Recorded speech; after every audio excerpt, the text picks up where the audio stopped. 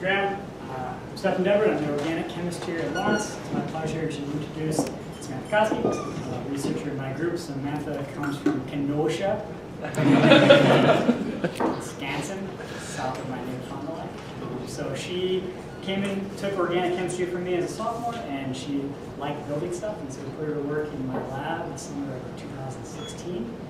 This is work that built out of the class project, which was to learn more about how to make these compounds that might have some potential against malaria. And she'll talk about sort of the structure of that program. And so what I like about sort of medicinal chemistry projects like that is that they engage us both in terms of cool medicine and cool society, but more importantly, very cool organic chemistry. It's equal. So what I'm looking for is some really interesting stuff about the innate reactivity of these small molecules. But the sort of broader aspects extend very far into lots and lots of potentially really important pharmaceutical drugs. So I'll let her talk both about malaria and about the synthesis questions. You're welcome.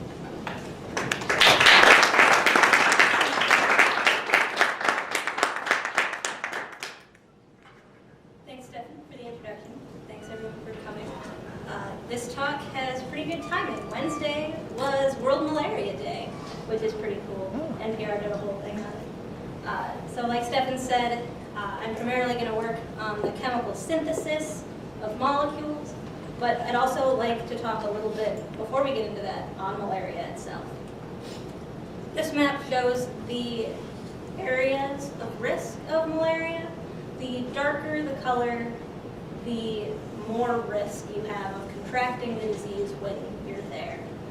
So in these dark areas here, you have more than a 25% chance of contracting malaria. It's primarily located around the equator, where it's warm, a lot of standing water, and it's mostly located in developing countries. So what does malaria look like? There's uncomplicated and complicated. Uncomplicated is primarily flu-like symptoms, and it doesn't usually end in a fatality.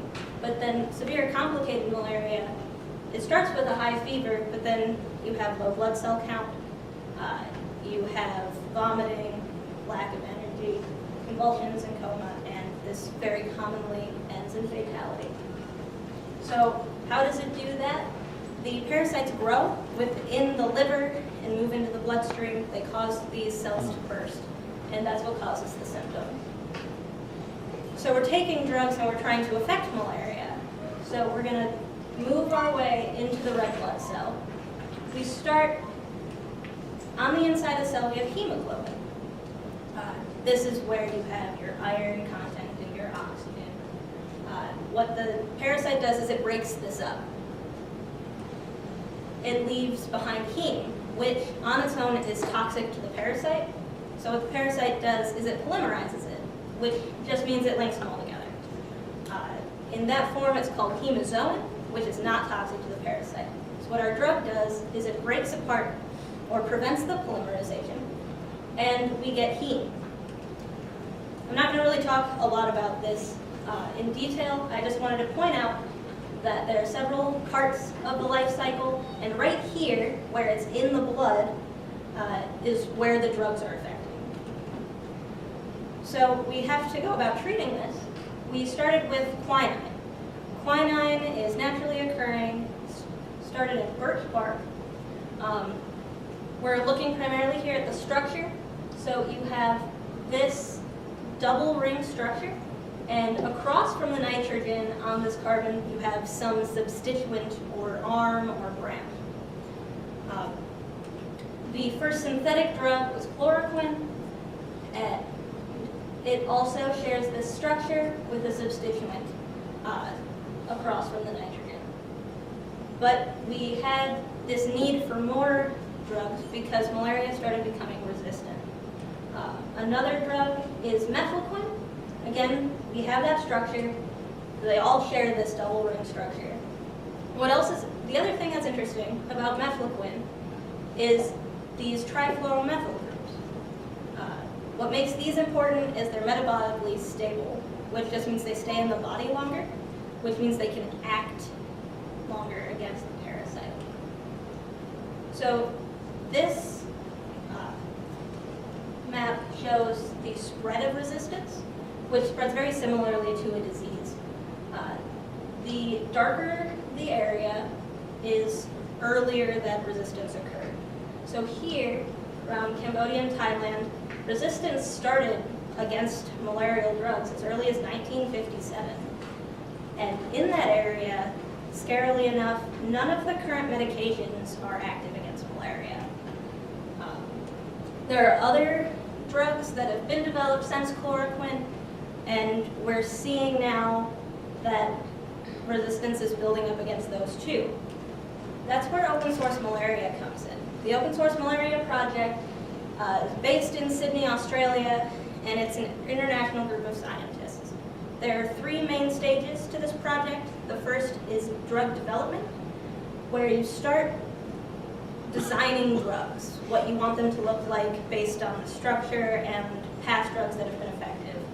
The second group is synthetic chemistry, which is largely where my project was based, where we're taking these templates and we're trying to make them.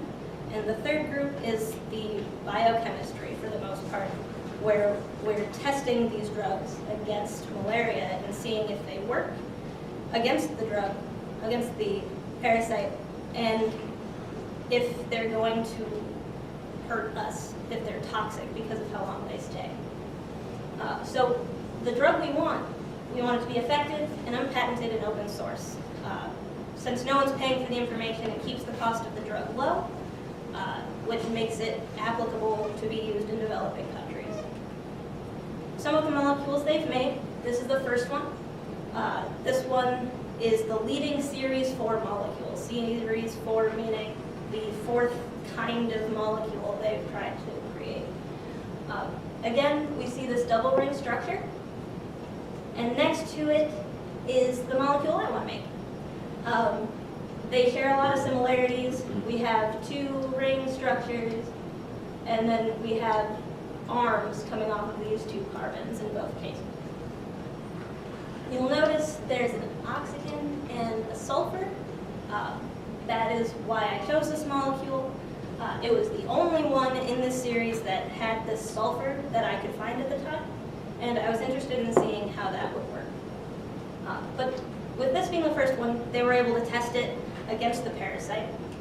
This chart shows how well it works against the parasite. On the y-axis, we have percent parasitemia, which is how much parasite is left in the blood.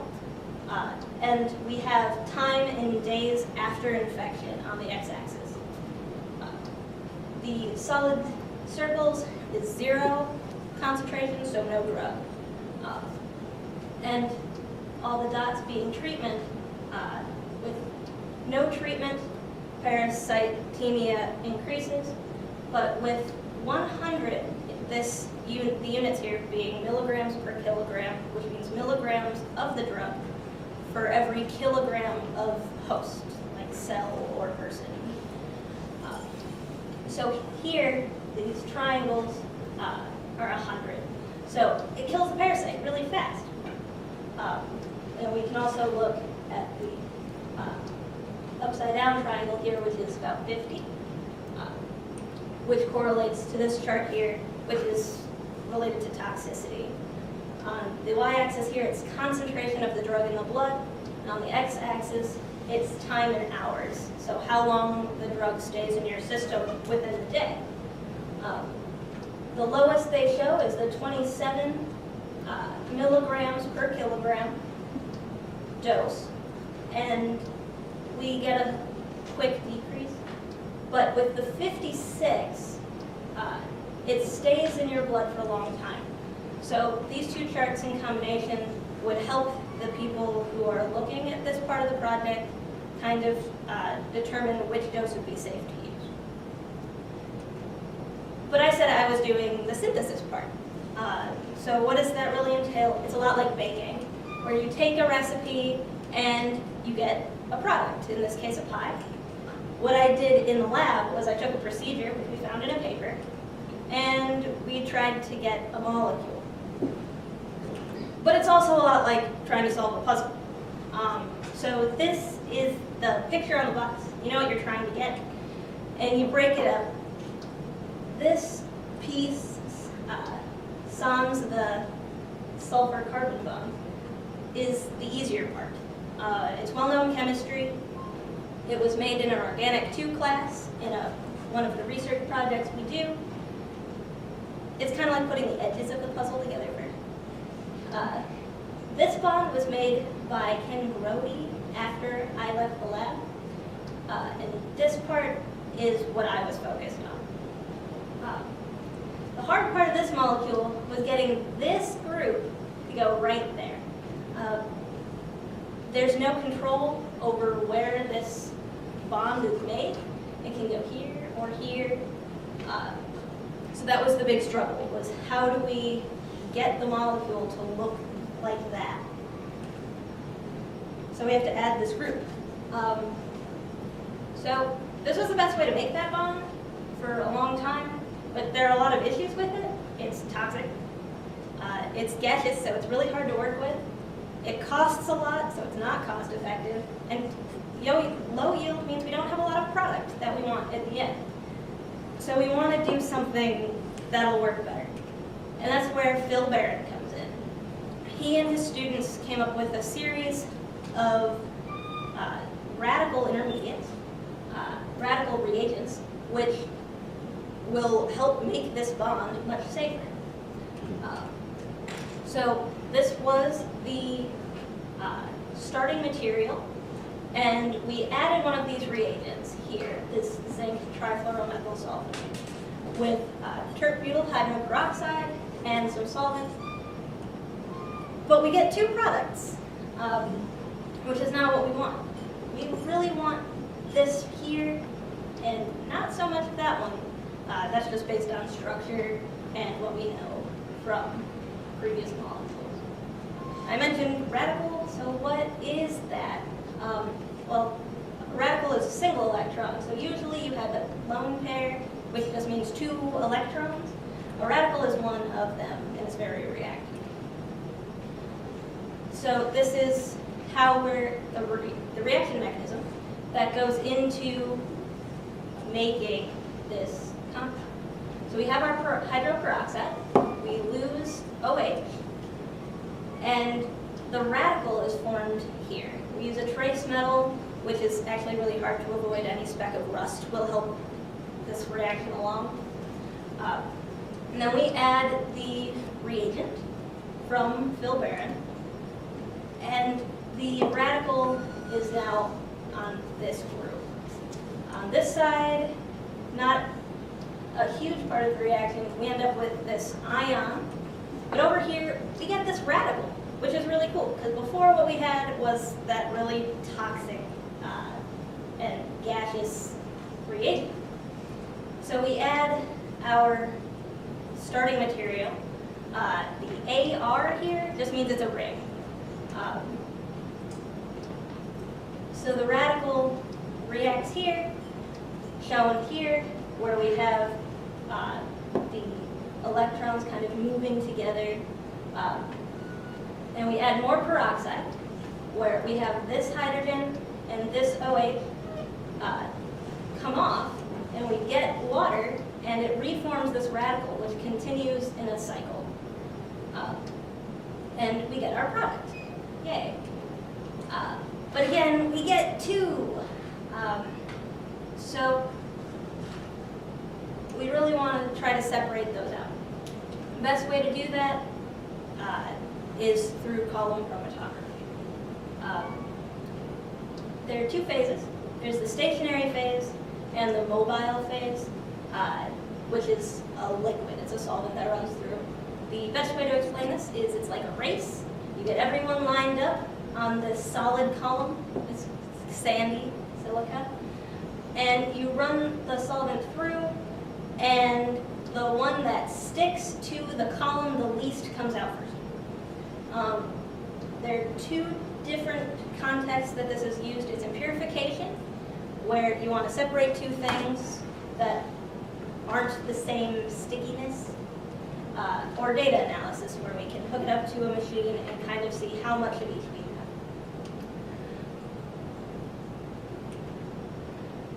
So one of these things, one of those machines is a mass spectrometer. So we have the gas chromatography here, and it's the time it took to come out of the column and how much I have. So I have a little bit of starting material, according to this machine, and then I've got quite a bit of product, but we still have both. And we want to know what we've got. There's still two. So now we're going to talk a little bit about NMR and what is important here is how we can tell which one we've got, because they're very similar. And the key is the hydrogens here. The ones that are closer to the nitrogen are going to move farther downstream based on electrons. It's very complicated. So the one we want should have one farther downstream, and the other thing that happens is coupling hydrogens that are next to each other split, so you'll have a double peak instead of a single peak. So we should see coupling and one downfield. Over here we should have two downfield and a coupling. So here's the NMR data. It shows this hydrogen from what this group called an aldehyde, and it's very close to this oxygen, so it's far downfield. Over here, we have this hydrogen, which is also farther downfield, and you'll notice there are two peaks because it's next to another hydrogen. And then we have these two over here, which are farther, not quite as far downfield, and those pertain to these hydrogens here. So we got what we wanted, so that's very cool.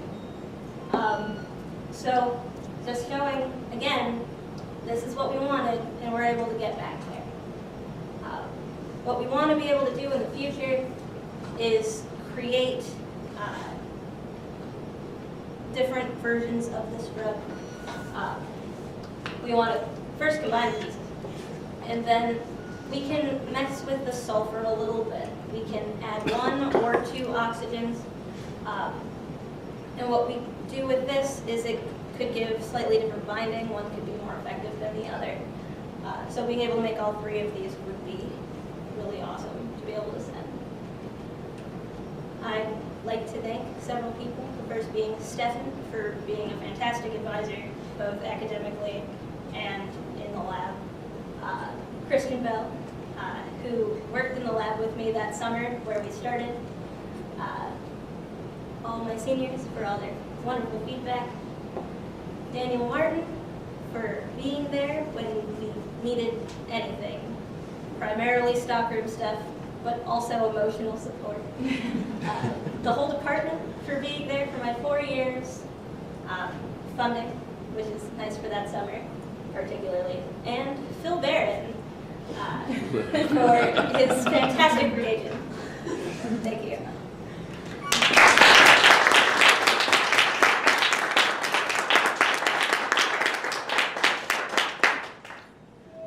Samantha, happy to answer questions. I should jump in and say I forgot to mention that those cool slides on dosing reminded me that she is headed to pharmacy school next year for the University of North Carolina, Chapel Hill. And also, I'm not saying I have a poster. I'm not saying I don't have a poster of Phil Barron on my wall at home, but he is really very cool. He's a free time for it.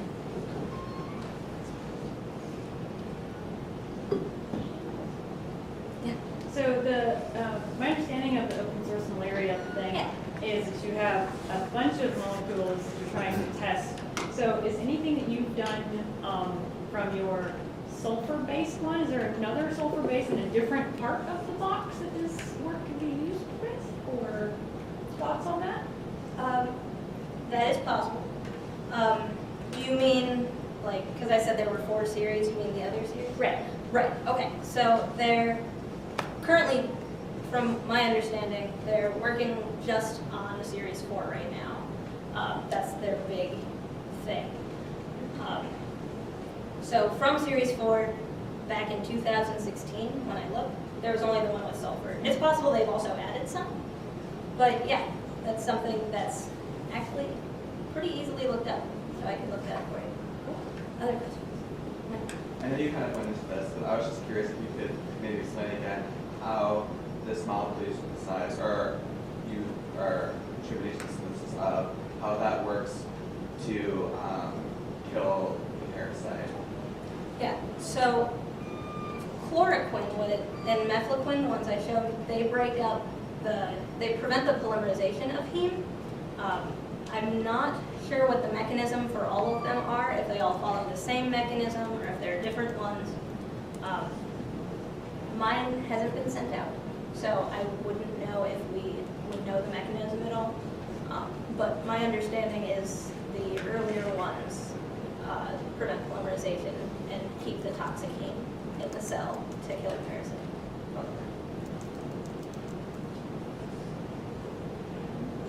It's just fun to ask organic chemists because I just imagine in the lab. So how many different times and approaches or how many times did things not work? All but one. Really? It worked right at the end. Oh my goodness. Yeah, so all summer, part of the summer was also making that big white part of the molecule, so that we could try to fit them together when I got the other part to work. But separating the two was really the big problem. Okay. We had 3 different molecules that we tried, so if I go back, actually I can probably just go there. We have this OX. We tried 3 different molecules with that variable. One was the aldehyde I showed, and then we had an alcohol, and there was one more that I think was an ester. And we just tried to see which one gave us more here than here.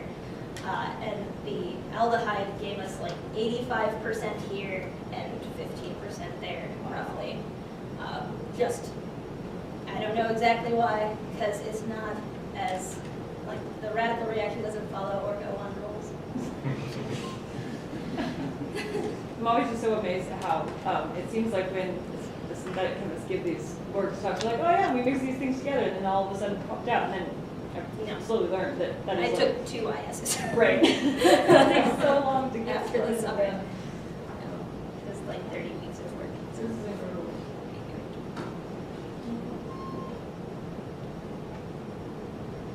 All right, I think we should